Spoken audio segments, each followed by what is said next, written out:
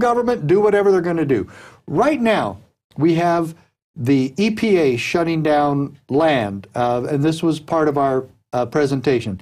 The Sackett family in Idaho was fined $32,500 a day. And you know why? Because they were making a foundation to build a home on their own property. Building a home on their own property. Yeah. And now we have Amish farmers in Indiana and Ohio and Pennsylvania, Maryland, and where I just came back from, Wisconsin.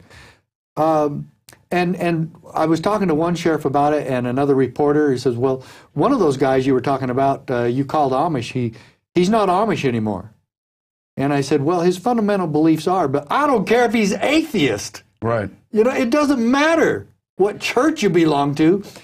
The thing that I like to bring up about that some of them are Amish that they're going after, and indeed the FDA was going after David Hostetler in Indiana because he wouldn't pasteurize his milk. I find it so astonishingly hypocritical and corrupt that our country, our government brags, we don't arrest you anymore for failing to get to the back of the bus. We don't arrest you anymore for not giving your seat to a white man. Oh, yeah, but we will arrest you for not pasteurizing your milk. You know, and again, I don't care what religion any American is. I don't care what your personal beliefs are. In America, we don't do that. And that you don't get the proper license. But the problem with part of this is that one of the Amish farmers had allowed the FDA to come on his property and do an inspection several times. And he passed the inspection with flying colors. You know, we've got this here just to bring up as a bypass. The Queen has been caught loving raw milk, but she won't let Canadians drink it. We're not supposed to drink it here. I've been drinking raw milk. I think it's really good for you. It's got all the amino acids in there. And it is really good for you. And the thing of it is, I flew out to Madison, Wisconsin to drink milk with Max Kane and Vernon Hershberger. And Max Kane is not Amish, but Vernon Hershberger grew up Amish, and he's left some of the Amish traditions. Like he will drive a car, and he does have a computer and stuff like that. But his fundamental beliefs are still Amish. And he has a wonderful family, and I went to his farm. But as I said, I went all the way out from Arizona, and I live in Texas now, as you know. But this was a year and a half ago when I still lived in Arizona. Flew all the way out, had never met Vernon Hershberger or Max Kane, went to the state capitol steps and drank illegal contraband. We've got it on screen right now. There it is. There I am drinking raw milk with Vernon Hershberger and Max Kane and breaking the law on the state capitol steps. And I went all the way from Arizona to Wisconsin to drink raw milk. And you know what? I hate milk. Yeah. I don't even like milk, never have. This is the first time my children, who are all adults, my oldest is 36, and this is the first time ever my kids have seen me drink a glass of milk. Yeah. But I will tell you, you are correct. Raw milk tastes better than store-bought milk, than pasteurized milk. Oh, there's no question. It's 10 times better for you. Yeah. You know, and so, but of course the FDA now wants to shut them down, and actually the one in Wisconsin is the state government. The state government is now trying to put Vernon Hershberger in jail because he will not pasteurize his milk. This is a farm that's been in their family for a long time, and all this is they feed cows grass. That's it. Grass. Yeah. Only grass. Very That's dangerous. it. Very dangerous. Not corn. Oh, yeah, I know. And then they take the milk and put it in some containers right from the cows, and they provide it to some of their friends and family members and neighbors, you know, friends and neighbors. And we want to put them in jail for that. But that's why we had to bring back the conversation about the Constitution, because it's Alice in Wonderland otherwise. I mean, what do you think about the whole GMO issue? They're doing all this lab-made food, so-called, and they won't even label it, and they're fast-tracking that stuff, but they're shutting down organic food conventions in Nevada, and because it's not an isolated case with the Amish. It's lemonade stands. It's everything. Lemonade stands, exactly. You know, the 7-year-old girl in California got arrested or something, or charged or fined, ticketed by cops because she wasn't licensed to do lemonade. And I'm going to tell you right now, every chance I get, I drink raw milk and use raw cheese and other raw dairy products. And when I was out in Wisconsin, I'm just talking 2 weeks ago, I was out there on the Hirschberger farm, and I had an entire meal twice with products just from his farm. Everything right from his farm. Organic, his family, all his children help with the processing of the farm, work on the farm. I've never seen more well-adjusted children, happier children, healthier children, a good American family. And what are they getting?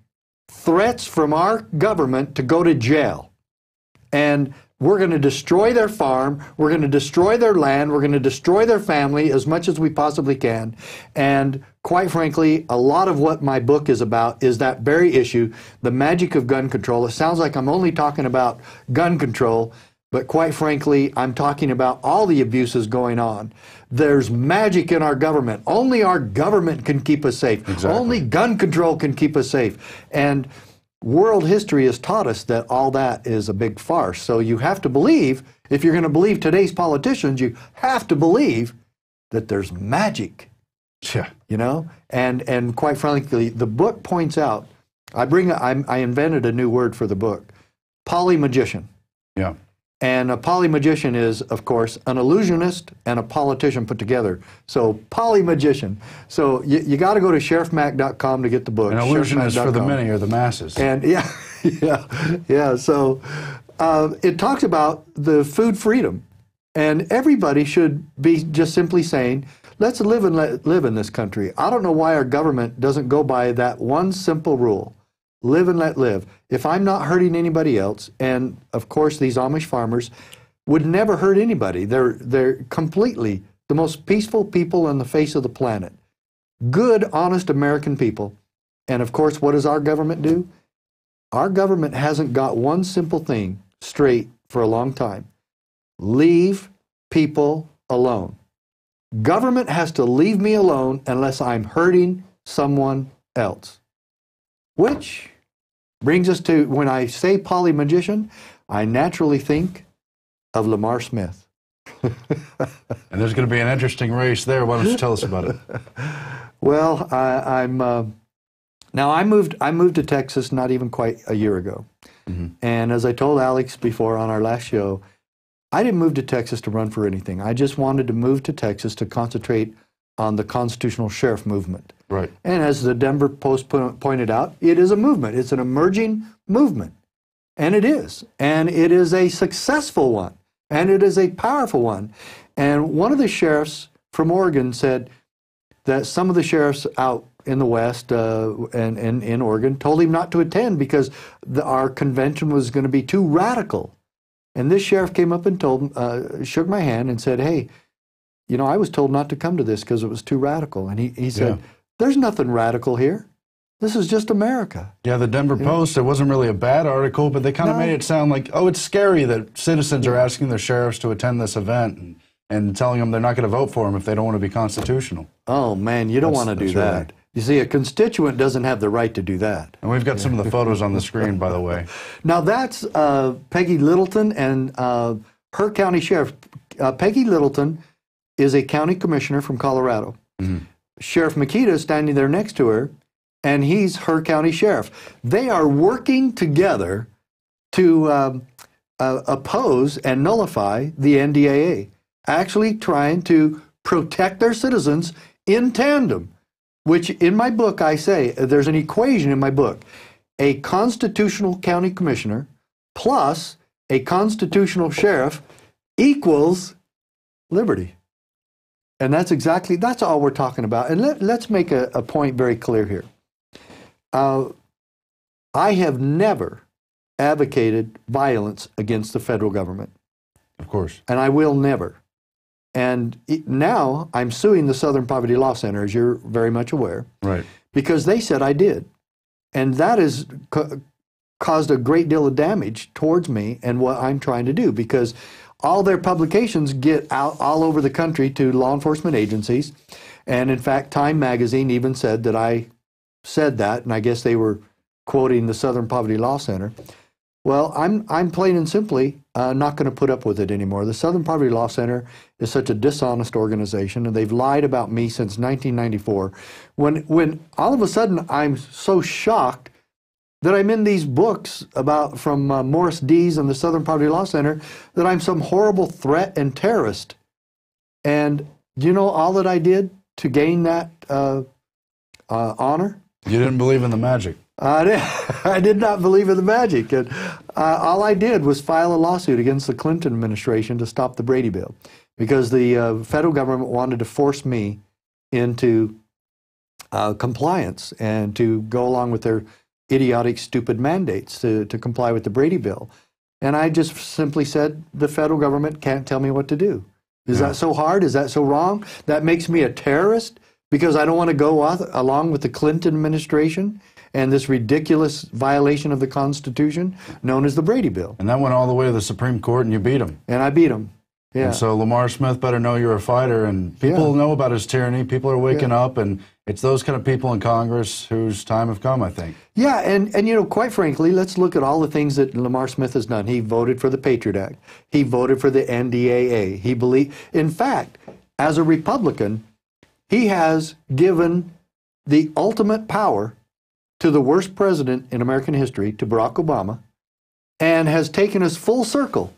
That's exactly what King George III was doing. Yeah. So we've come full circle. And who gave Barack Obama now the power to use military against American citizens without any recourse, no habeas corpus, no Bill of Rights, no nothing, no trials, no charges even filed against people? They can just say you're an enemy combatant, you're a terrorist, we're putting you away. And so this is what Lamar Smith has done. And now he wants to come back to District 21 in Texas, which is between Austin and San Antonio, and all the counties in between. He wants to come back and say, what a hero I am, you know? Yeah, I believe in all these spendings, and I believe in SOPA, the Stop Online Piracy Act. He wants now to have the federal government regulate the internet, and you know why they want to do that. They want to tax it to death and tax it out of existence, but they can't balance the budget. This is another thing Congress has failed at. They've now gone over 1,000 days without establishing a budget, so they've broken the law there, haven't done their job. And isn't it amazing? You remember Martha Stewart, why she went to prison? Insider trading. Insider trading. She must have been really bad. Oh my gosh. Went to prison for 6 months. And yet now the newspapers report that Lamar Smith has done the exact same thing. In fact, even worse.